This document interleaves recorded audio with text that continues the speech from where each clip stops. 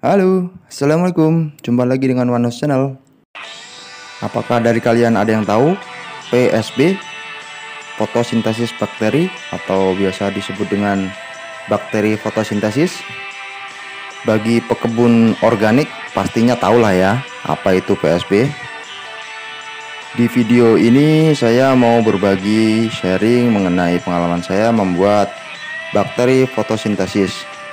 Saya akan sedikit bercerita tentang bakteri organik ini ya, bahan organik ini yang senantiasa membantu para petani dalam berhemat untuk pengeluaran pupuk. Selain itu juga dapat meningkatkan kualitas dari hasil produksi dan juga bisa memperbaiki dari pertumbuhan tanaman yang ditanam. Bakteri fotosintesis atau biasa disingkat dengan PSB adalah bakteri autotrof yang bisa berfotosintesis dengan sendirinya. PSB ini memiliki pigmen bakteriofil A atau B yang bisa memproduksi pigmen warna merah, hijau, hingga ungu untuk menangkap energi matahari yang digunakan sebagai bahan bakar fotosintesis. Bakteri fotosintetik ini memiliki vakuola berisi enzim untuk menambat CO2 bebas yang disebut rubisco atau ribulosa bifosfat karboksilase. Susah amat namanya ya. Enzim ini bertugas untuk mempermudah ribulosa bifosfat atau RUBP dalam menangkap karbon dioksida bebas yang ada di udara dan kemudian mengubahnya menjadi senyawa organik. Seperti halnya pada tumbuhan, maka bakteri fotosintesis ini juga melakukan reaksi penyusunan senyawa organik dari karbon dioksida dengan memanfaatkan energi dari cahaya matahari. Reaksinya akan dimulai dari reaksi terang yang melibatkan penangkapan energi cahaya menggunakan pigmen khusus, yang kemudian prosesnya akan berlanjut pada penyusunan senyawa organik dari karbon dioksida. PSB ini sangat bermanfaat bagi tanaman ya tentunya. Salah satunya adalah membantu menstimulasi kekebalan tanaman dengan baik, membuat kulit kayu atau batang yang kuat dan lebih tahan terhadap serangga. Kemudian membantu menstimulasi pertumbuhan akar tanaman untuk berkembang dan bercabang dengan baik, sehingga menghasilkan serat yang baik pula. Lalu, bila digunakan secara teratur dan terus-menerus, bisa mengurangi pemakaian suplemen tambahan alias pupuk. Pupuk bisa dikurangi hingga 50% sehingga menurunkan biaya produksi. Dan ini sangat membantu bagi para petani ya sebenarnya. Selanjutnya, jika PSB dikombinasi dengan pupuk hasil fermentasi, akan meningkatkan produktivitas dan meningkatkan kualitas dari pupuk itu. Luar biasa.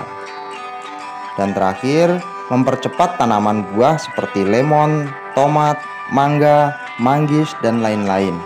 Di video ini saya mencoba untuk menyemprot beberapa tanaman saya yang ada di depan halaman rumah ya, yang saya tanam beberapa waktu lalu. Ada pepaya, ada pohon mangga, ada pohon durian, pohon melon, pohon anggur juga. Jadi hampir semua tanaman bisa menggunakan PSB ini atau fotosintesis bakteri ini. PSB ini bisa digunakan baik dalam fase vegetatif maupun tanaman itu dalam fase generatif. Jadi aman-aman saja selagi penggunaannya tidak terlalu over ya. Oke, sekarang kita masuk ke dalam proses pembuatannya ya. Yang perlu disediakan alat dan bahannya adalah 1 galon air 15 liter. Jika kalian tidak memiliki galon 15 liter ini, juga bisa menggunakan air mineral dengan ukuran 1,5 liter. Kemudian 1 butir telur yang nantinya akan kita gunakan sebagai bahan utama. Kemudian 1 sendok micin, atau kalian bisa juga membeli micin yang sasetan 1000 1 saset itu ya. Oke, langsung saja ke cara pembuatannya ya. Kita siapkan 1 wadah berisi air seperti ini. Kemudian 1 butir telur kita pecahkan.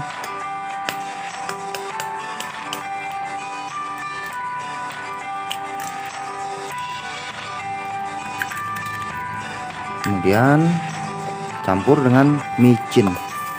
Micin kalian bisa membeli micin yang ukuran biasa sasetan itu, ada yang 1000 ya, satu saset 1000 itu lebih hemat, jadi masukkan saja satu saset itu, jadi tidak terlalu repot ya.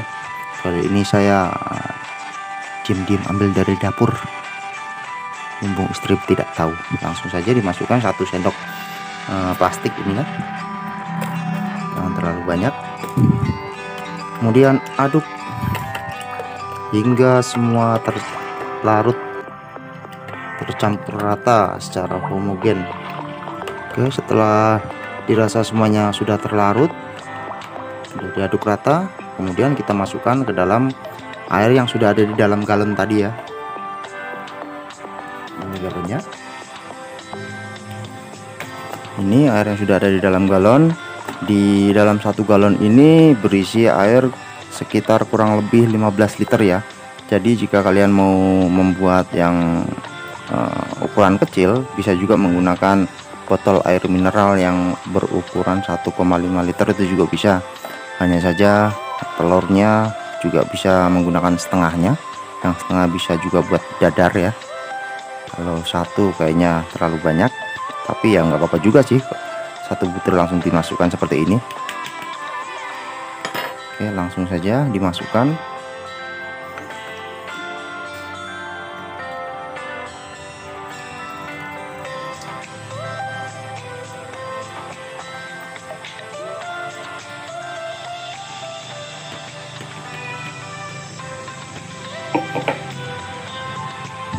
Ingat, sisakan ruang hampa udara sekitar di leher botol ya, sekitar segini, karena dia nanti akan terfermentasi atau terjadi proses yang mengakibatkan terjadinya adanya gas, sehingga untuk penutupan tutup ini jangan terlalu kencang. Cara menutupnya tuh ini, ditutup sekiranya dia sudah macet seperti ini,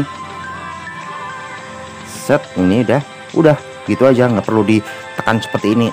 Kalau begini rapat nanti, takutnya nanti kalau dia sudah memproses ini tidak ada celah untuk gas yang keluar, bisa-bisa malah nanti meledak botolnya atau galonnya.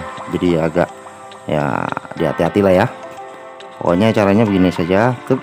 Sekiranya sudah, nah dia sudah berhenti, udah biarkan gitu saja. Kemudian kita jemur di bawah sinar matahari langsung selama beberapa hari, nanti perlahan warnanya akan berubah.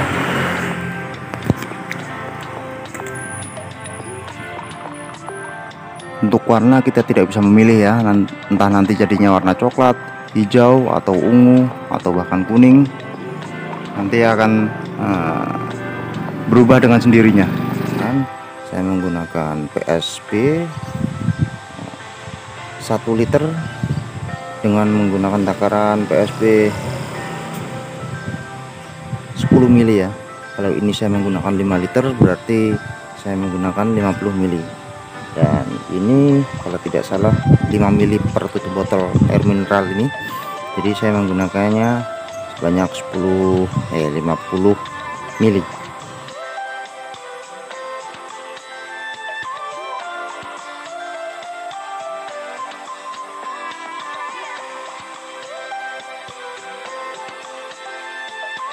Dan ini hanya sekedar tips, saya akan menyampaikan sebelum disemprotkan pastikan bahwa media tanam di sekitar tanaman sudah basah ya, minimal lembab lah, minimal lembab terlebih dahulu. Jika kering maka lakukanlah penyiraman dengan air untuk menghindari layunya daun.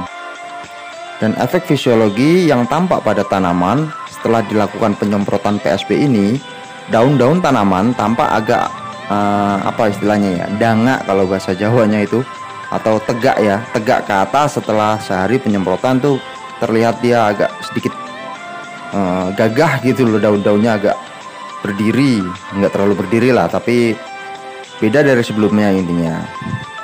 Dan umumnya stomata pada daun itu terbuka sempurna pada kisaran jam 7 hingga jam 10, 7 pagi hingga jam 10 pagi ya. Jadi untuk mengoptimalkan penyemprotan PSB, maka lakukanlah penyemprotan di jam-jam sekian itu. Dan untuk durasi penyemprotan rutin paling cepat itu ya 4 hari sekali atau jika tidak sempat ya 1 minggu sekali juga tidak apa-apa. Untuk pengembangan sisa larutan PSB ini, jika tinggal setengah di dalam wadahnya setelah dipakai, bisa diisi dengan air lalu dijemur lagi tanpa menambah telur ataupun micin. Nanti kisaran 3 hingga 4 hari baru bisa digunakan lagi sebagai penyemprot PSB fotosintesis bakteri.